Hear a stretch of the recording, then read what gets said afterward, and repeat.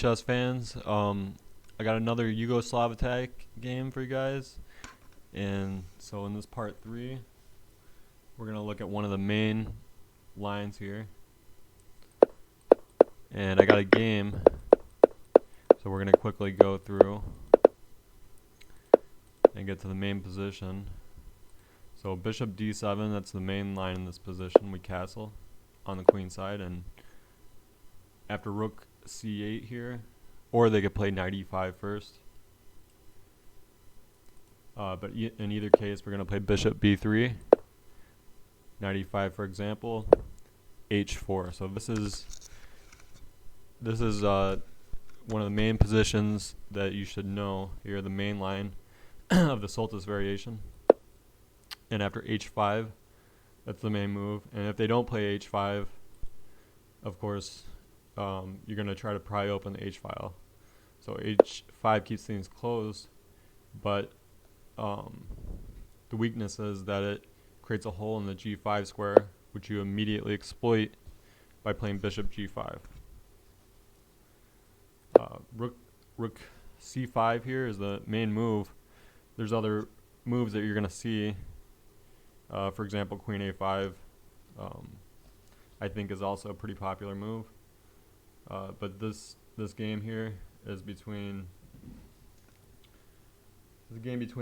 Van Essen and Skolason from 2001, and both players are grandmasters. So g4, that's the main move here.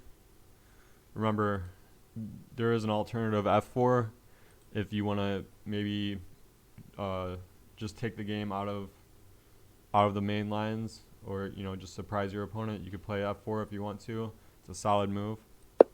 But g4 here is probably better, because after black takes the g pawn, then we see the h-file opening.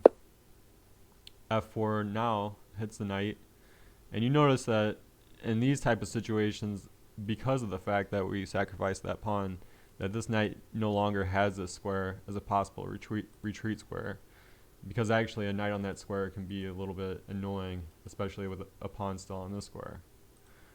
So knight c4, that's the best place for the knight. Queen e2, this is how we want to play.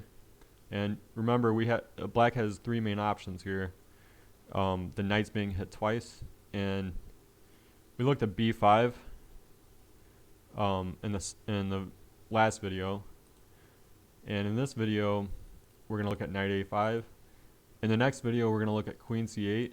That's Tivikov's novelty, which is the main line now, the most popular move. But knight a5, that was what it was played in the game by Skolason. So now you can see black's attacking white's light squared bishop, and white immediately plays in the center. This is the best move here.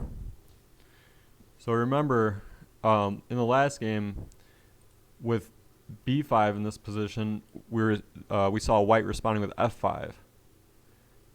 So that's a typical theme. That's something you should probably remember. And when they move the knight to a5, we respond with e5. So, and we'll see why in this game, why e5 is such a good move here. So black took the light squared bishop, and white retook with the pawn, or retook with the knight, I'm sorry. Now, black went for this rook sacrifice, which is very typical in this line. This is the best move in this position, is to sacrifice the rook, because after white retakes, you can see the queen side's a little bit damaged, and the move bishop c6 hits this rook. But also, the more subtle thing about it is it prepares bishop f3, which would win back the exchange with that skewer. So now, rook f1 was played, So the rook just gets out of harm's way. And now knight e4. And notice the bishop nicely defends that knight.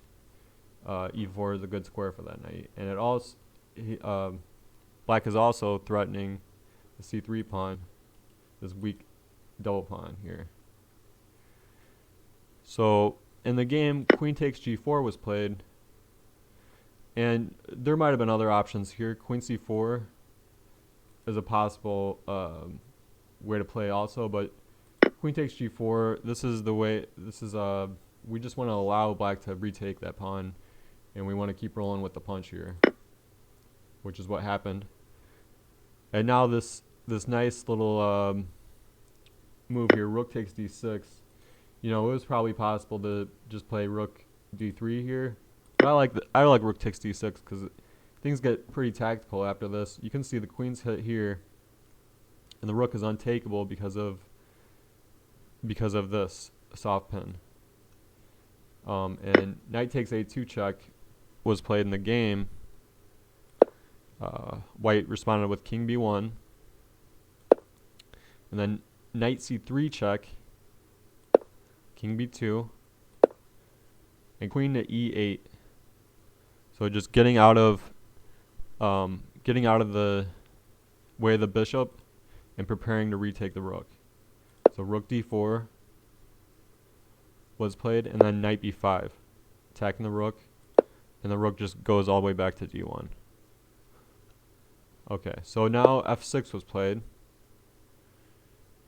Now that this light squared bishop is gone, black is not afraid to play f6 because the light square weaknesses don't mean as much. But still, queen e6 check comes, and after king h8, h5 was played. So white's really trying to pry things open here, willing to sacrifice a whole bishop. Although, I'm not sure if there was any other better option because the bishop is actually trapped here. So h5, g takes h5, and e takes f6 was played. But I think at this point, it might have been better for white to just play bishop h4. And after f takes e5, f takes e5, rook takes f1, for example, rook takes f1, bishop d7, queen d5. Okay, and then if bishop back to c6, queen e6. So you can see this could lead to a draw. But you know, there's also probably ways of keeping the game alive in this position also. But e takes f6 here, and then e takes f6. This is what was played in the game, and queen takes e8, f takes g5, check. So unleash the check. A lot of people would just retake that queen immediately, but there's no real reason to, because after this check, white has to move the queen to keep the queen alive, but has to block the check. So rook or queen e5 here, and then rook takes f4.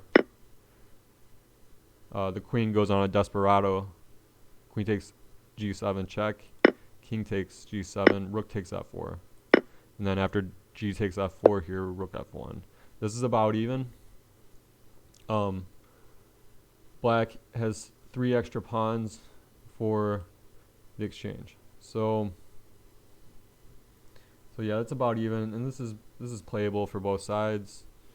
But nothing really to write home about.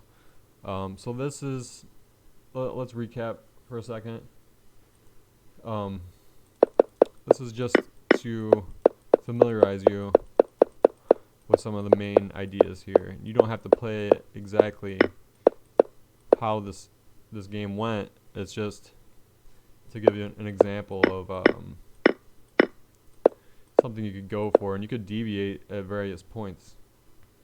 Queen takes g4, although queen c4 is possible. Even e takes d6 might actually be possible in this line too. But I think queen takes g4 is the way to go, and just let the knight take on c3, and then you have this nice this rook move. Rook takes d6 here.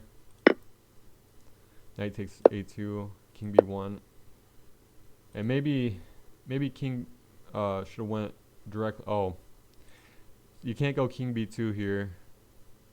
I see. King b1 and then knight check. King b2, queen e8, rook d4. So this game, we saw white open up the H file, but it didn't exactly result in a checkmate. What did happen though is white was getting playable endgames here. But I think an improvement that we can look at here, which might be actually important, instead of taking here in this position, I believe bishop h4, that was the way to go, and that's the way that white should have played in this game.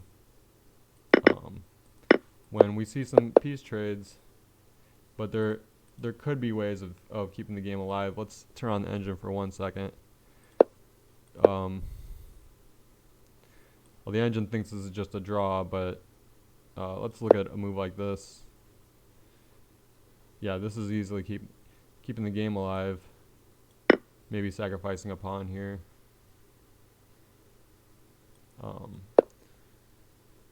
But if you're in a tournament situation and you're okay with the draw, or maybe playing against a higher rated player and you're okay with the draw, you can simply repeat moves there, and don't be afraid to do that when you don't have any other better options.